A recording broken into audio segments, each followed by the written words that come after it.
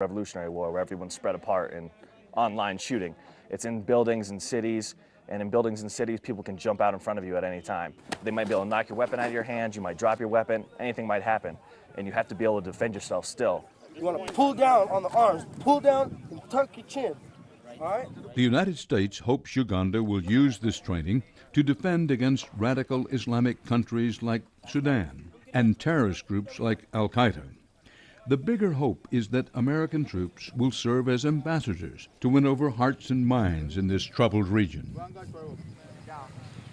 The U.S. Army is doing similar training here in the dry, windswept landscape of the central Philippines, where they're teaching the Philippine military how to fight their own homegrown insurgents. Although the Philippines is a reliable U.S. ally, it's also home to two of the groups officially listed as terrorist organizations by the U.S. government.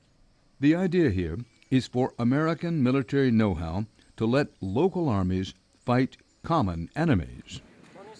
Images of the Philippine Army taking the lead are less likely to cause trouble than images of Americans fighting Filipinos on Philippine land. But sometimes the goal isn't behind-the-scenes support for friendly governments. Sometimes the U.S. wants local populations to know that the U.S. military is around and that they're there to help. This will be plywood here? That's what's happening here in the Philippines. In the predominantly Muslim South, the United States wants to minimize anti-American sentiment, and so American troops are helping build a school. That's what Hearts and Minds is all about.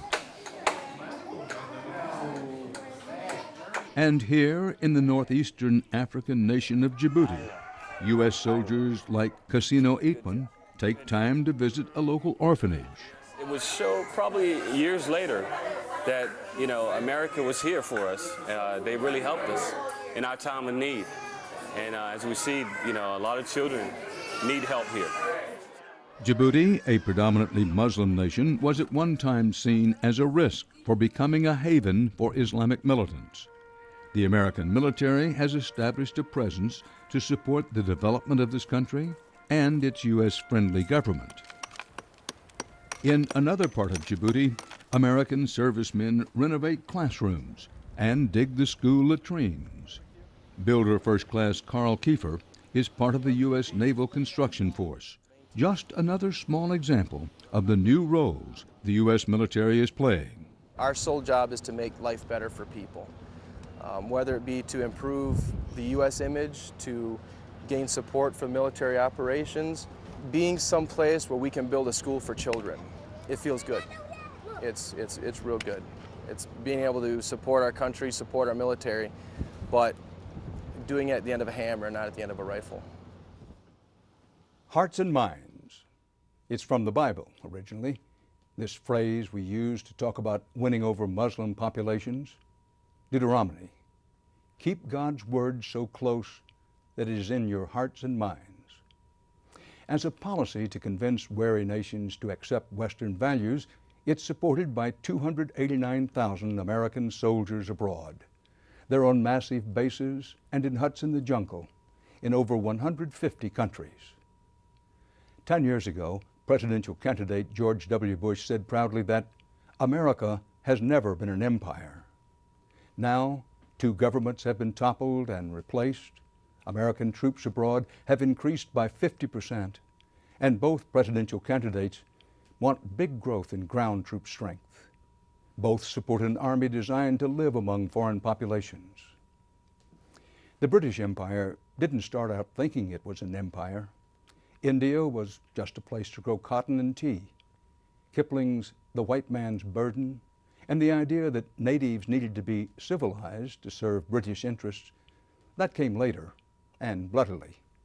But eventually, slowly, the empire let go, and Britain still exists. Its ideas about natural rights and free markets are enshrined in the constitutions of every free nation. Other empires, the Mongol, the Roman, the Inca, couldn't get smaller, overextended, and imploded. There are important differences between empires past and today's lone superpower, but time and again we heard on the sands of Fort Irwin that the U.S. Army had to learn lessons from the experience of former great colonial powers. The soldiers who told us that were talking about battlefield tactics. But of course, the same is true of history. And that's our program for this week.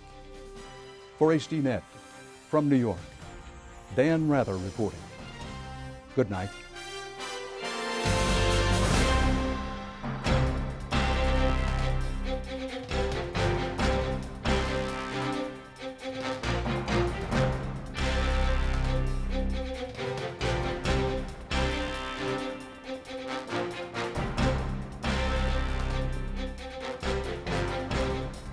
If you would like to add your name to an email list for information on upcoming programs, or if you would just like to send a question or comment, please email us at viewer@hd.net.